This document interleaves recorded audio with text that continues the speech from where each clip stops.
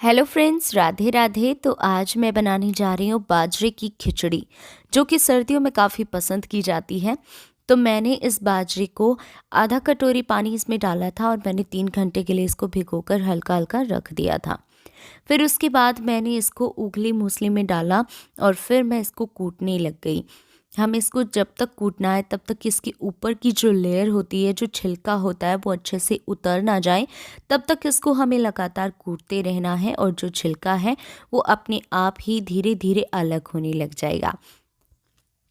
तो मैंने इसको ऐसे करते हुए लगातार कूटा और लगभग मुझे लगे थे 15 से 20 मिनट और इसका जो छिलका था वो अच्छे से उतर चुका था।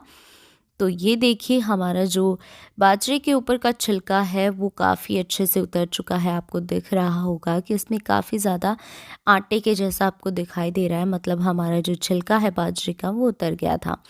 फिर मैंने इसको एक परात में डाला। इसको फटकना है। अब हमें इसके अंदर जो छिलका है वो हमें अलग करना है। तो मैंने आधा लिया था और आधा फिर से लूँगी, तो थोड़ा थोड़ा करके हम इसको फटक लेंगे। तो ऐसे करते हुए इसमें बिल्कुल भी जो इसके छिलके हैं वो नहीं रहने चाहिए और धीरे धीरे हम इसको फटक लेंगे। और फटकने के बाद इसको ना अपने हाथों से एक बार मसलना है, ताकि इसमें जो बचा हुआ जो छिलका है, जो चिपका रह जाता है, वो भी हट जाएगा। और फिर से एक बार मैंने इसको फटक लिया था। ऐसे करके हमारा जो छिलका था वो उतर चुका था और ये देखो, बिल्कुल एकदम वाइट बाजरा निकल आया है। पहले थोड़ा पीला पीला था और अब एकदम वाइट लग रहा है। तो ऐसे मैंने दोनों बार अच्छे से फटक लिया था और ये देखो, इसके ऊपर का जो छिलका है वो इतना सारा निकला था। फिर मैंने इसको वापस से उखली मूसली में डाला और फिर से मैंने इसको कूटना स्टार्ट किया और लगभग मैंने इसको कूटा था 10 या 15 मिनट तक। इतने में ये अच्छे से कूट चुका था। हमें ज़्यादा बारीक नहीं करना है इसको, बस आधे आधे टुकड़े हो जाएं, इतना ही हमें इसको कूटना है। तो अब दूसरी बार का जो बाजरा था वो अच्छे से कूट चुका था। तो अब ये बाजरा जो है वो एकदम, मतलब पकने के लिए, चढ़ाने के लिए तैयार हो चुका है। अब इसे हमें और नहीं फटकना है और ना ही और कूटना है। तो मैंने इसको फिर से परात में डाल लिया था और अब जो है वो हम इसको पकाने की जो प्रोसेस होती है वो करेंगे।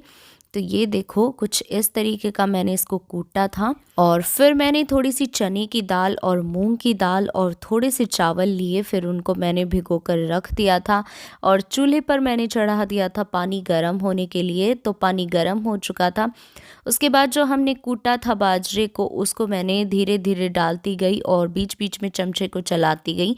थोड़ा थोड़ा डालते जाना है और चलाते जाना है, वरना अगर एक साथ डाल दोगे तो इसमें जो है वो गुठलियाँ बन जाएंगी। तो इसलिए थोड़ा थोड़ा डालकर हमें लगातार इसको चलाते रहना है। तो मैंने इसको चला दिया था अच्छे से। फिर जो हमारी चावल वगैरह, मूंग वगैरह जो भी था, मैंने उसको धो लिया था अच्छे से 2-3 बार और उनको भी मैंने अब यहाँ पे डाल दिया है, चने की दाल, मूंग की दाल और चावल।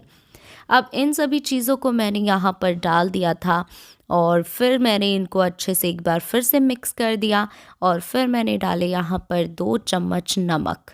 नमक जो है यहाँ पर बहुत ज़्यादा ज़रूरी है, क्योंकि बाजरे को पकने में बहुत ज़्यादा टाइम लगता है और जो चने की दाल, मूंगी दाल है वो भी पकने में टाइम लेती हैं। तो नमक जो है वो इनको जल्दी गला देता है, इसलिए नमक हमें पहले ही डालना है। और फिर मैं इसको बीच बीच में चलाती गई, क्योंकि अगर हम इसको चलाएंगे नहीं तो ये पैंदे में चिपक जाएगी और अगर एक बार ये चिपक गई ना तो फिर ये पकेगी नहीं उससे पहले। तो ये आधी जो है वो पैंदे में चिपक कर ख़राब हो जाएगी और इसलिए मैं इसको बीच बीच में चलाती गई। और लगभग देखो आधे घंटे के बाद कुछ इस तरीके की थी और फिर ये 1 घंटे में पककर अच्छे से तैयार हो गई थी। तो फिर मैंने इसको डाला एक बड़ी थाली में और फिर मैंने इसके ऊपर डाला गुड़ और घी। इन दोनों चीज़ों के साथ खाने में बहुत मज़ा आया, बहुत टेस्टी लगती है ये। एक बार आप भी इसे ज़रूर ट्राई करना और कमेंट बॉक्स में ज़रूर बताना कैसी लगी। साथ ही चैनल को सब्सक्राइब ज़रूर कीजिएगा।